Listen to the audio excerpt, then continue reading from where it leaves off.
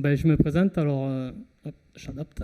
Moi, c'est Eddie Estripo, donc je suis le fondateur de Dassos. Dassos, c'est une association qui a pour but de récolter des fonds pour le cancer et la spondylarthrite ankylosante, pour la recherche.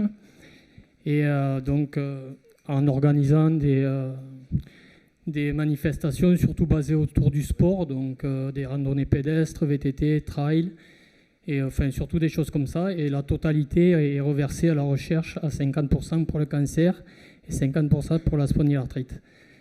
Alors pourquoi le cancer et la spondy?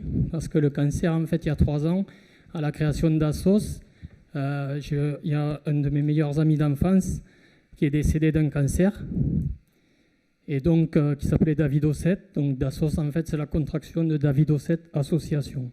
Voilà pour l'histoire. Et après, la spondy, il faut savoir pour mon histoire, moi j'ai eu une rectocolite hémorragique. Donc en fait, j'ai été opéré, on m'a enlevé côlon rectum entier. Les traitements m'ont fait une dilatation de bronche, donc en fait, j'ai plus de bronche. Donc je suis obligé de faire 3-4 fois par jour de la kiné-respi, et d'une pour éviter les infections en répétition, et de 2 pour garder en capacité respiratoire et éviter d'être appareillé pour respirer. Donc, et après, 1 an après, j'ai eu une spondylarthrite ankylosante. J'ai eu, il y a 7 ans, une période d'alitement de 7-8 mois, où là, je ne pouvais plus du tout bouger pendant 7 mois, je ne pouvais plus me lever, plus rien. J'étais bloqué à cause des douleurs. Et du coup, pour moi, il n'y avait plus d'issue dans la spondy, parce que les traitements, ils ne marchaient plus. Et donc, j'ai eu, et avec la mise en place des TNF, je me suis relevé. Et j'ai créé Dassos au décès de mon ami. Bravo.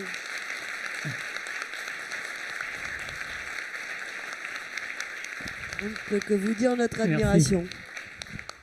Le second aspect de Dassos, il faut savoir en fait, quand j'étais alité, ce qui me manquait le plus, c'était d'avoir un repère et une personne ou des personnes qui auraient été dans la même situation que moi, c'est-à-dire alité sans pouvoir bouger, et me dire, putain, lui il y arrive, pourquoi moi j'y arriverai pas? Il lâche pas, quoi. Il était comme toi, et maintenant il rebouge, il arrive à refaire des choses, donc lâche pas, bats-toi, parce qu'en fait il faut savoir que dans cette période-là, je ne pouvais plus bouger, j'avais tellement de douleur que moi et ma compagne, ma femme, on pensait mettre fin à mes jours, parce que je ne voyais pas d'issue, je n'avais pas d'issue à ça, je ne voyais pas d'issue. Et donc le second truc de Dassos, c'était de faire des choses pour que les gens ils puissent s'identifier, se dire ah, il fait ça, il était comme ça ou il est comme ça, parce qu'en fait j'ai quand même des séquelles irréversibles de tout ça. J'ai la colonne soudée, le bassin soudé, la cage thoracique, j'ai toute une déformation de colonne. Et donc du coup, il est comme ça ou il a été comme ça, mais il arrive à faire des choses. Donc on réalise avec Dassos et d'autres des défis sportifs. Donc il y a 2 ans, on a fait un raid VTT de 100 km avec plus de 1500 mètres de dénivelé positif. Et partant de là, en fait, je ne sais pas où je suis dans les slides. Hein. Non, c'est pas encore. Je vais boire un coup, je suis un peu soif. Et donc partant de là, en fait, après ce raid-là, j'ai été interviewé par les médias Pitchoun. Les médias Pitchoun, vous comprenez pourquoi j'en parle. C'est une association de jeunes de Toulouse, des jeunes de quartier, qui font des reportages sur le sport et la solidarité des sports, mais pas que, et solidarité. Donc ils m'avaient interviewé à l'époque pour me dire la maladie, le sport, tout ça. Et à la fin, il m'avait posé une question simple. Il m'avait dit quel est votre prochain gros projet ou défi? Donc je leur ai dit, en fait, c'est simple. Les dons que j'ai récoltés avec Dassos pour la recherche, le centre de recherche étant à Paris, nous étant de Toulouse, on veut monter les dons. À l'époque, l'année dernière, c'était 7 000 €, en partant de Toulouse à Paris en vélo. Donc, de là, le président des médias Pitchoun me dit, alors ça vous dérangerait s'il y aurait 20 pré-ados et ados qui se mêlaient à vous? Donc j'ai dit, écoutez, plus on est fou, plus on aura d'impact. Donc bingo, et donc est né Tous en selle contre la spondylarthrite ankylosante. Et on a fait Toulouse-Paris en vélo en 10 jours. Donc 900 km en 10 jours. Donc, ouf. Bravo. Oui, on applaudit, ouais. On a des images, j'espère. Oui, après. Donc, à but, pour expliquer, le but, c'est de faire dans chaque ville, on communique avant de partir. On alerte tout le réseau, les presses locales et tout. Dans chaque ville, on a eu au moins un reportage dans les presses locales, dans toutes les villes où on a fait étape. Et après, on communique sur notre passage dans les clubs, tout ce qui est club, mais aussi là où il y a des assos, n'importe quel handicap. Et en fait, on s'est aperçu que tout le trajet, on a eu des gens qui sont venus rouler avec nous. Des clubs de malvoyants, des clubs de vélo. À Poitiers, on s'est retrouvé avec 5 clubs de vélo. Des alentours, on est arrivé à 80 sur Poitiers, en fait. Donc il y avait nous, plus tous les clubs. Ouais, c'est assez marrant, parce qu'on a fait un bouchon sur 15 km, on arrête pas de se faire klaxonner, mais bon, donc du coup on était contents. Donc du coup le but était aussi de faire parler de la maladie, de communiquer là-dessus. Donc on a eu un bon impact là-dessus. Et vu qu'on a vu qu'on était de plus en plus suivis dans les réseaux sociaux, de plus en plus suivis et tout, en fait, ce que je recherchais, que les gens puissent un peu se dire tu y arrives et qui donnent des messages d'espoir, ça a marché parce que je recevais beaucoup de messages disant tu m'as donné un niaque, ça me donne envie de me battre. J'ai dit à Laurent, qui est le président des médias Pitchoun, on ne peut pas s'arrêter là, quoi.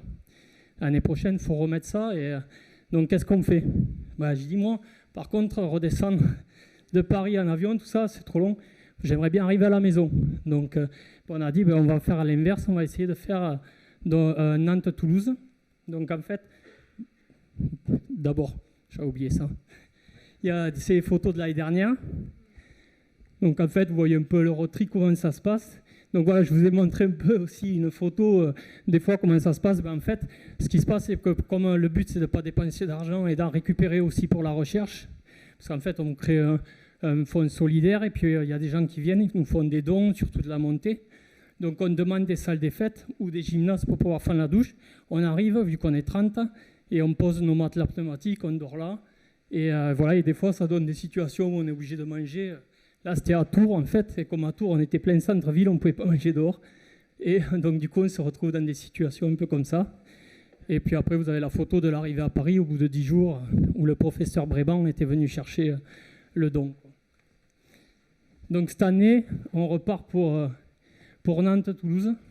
Donc, pareil, mais là, pour faire un compte rond, parce qu'on s'était dit que 900, c'était pas terrible. Donc, on s'est dit, on va faire 1000 km, ça fera plus joli. Ça fera un peu plus joli.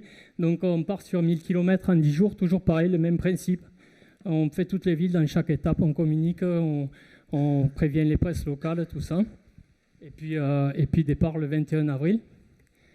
Alors cette année, on part de Nantes, on a eu un partenariat avec le FC Nantes, où on donnera, il y a un match de FC Nantes-Amiens, et donc on donnera le coup d'envoi fictif de Nantes-Amiens.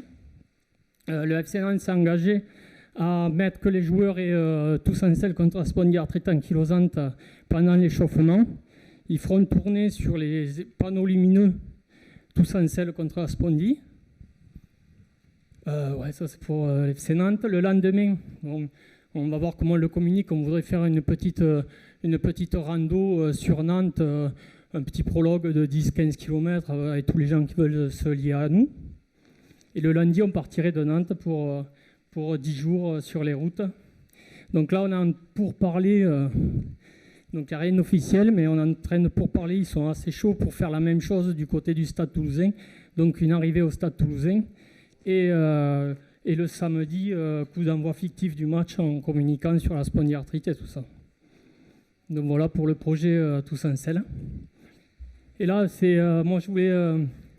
j'ai fini pour Tous en selle. Et je voulais juste, sur le dernier slide, c'est pour remercier aussi, nous, à notre niveau, on fait ce qu'on peut pour essayer de faire parler de la maladie, récolter quelques dons. Et je voulais remercier Franck et ACS de tout ce qu'ils font en fait, pour leur implication, toute la team ACF, c'est Franck et toute sa team, de son implication et même de la prise en charge des patients, tout ça.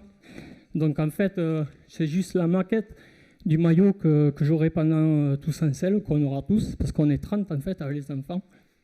Donc voilà. Bon, on ne le voit pas très bien parce que c'est pas très, il n'est pas très clair. Mais du coup, ça sera les maillots. Et donc, du coup, j'ai apposé le logo Rima Sport et ACS devant, voilà, pour un petit clin d'œil à Franck et le remercier de tout ça. Je pense qu'il sera touché. Franck, un mot.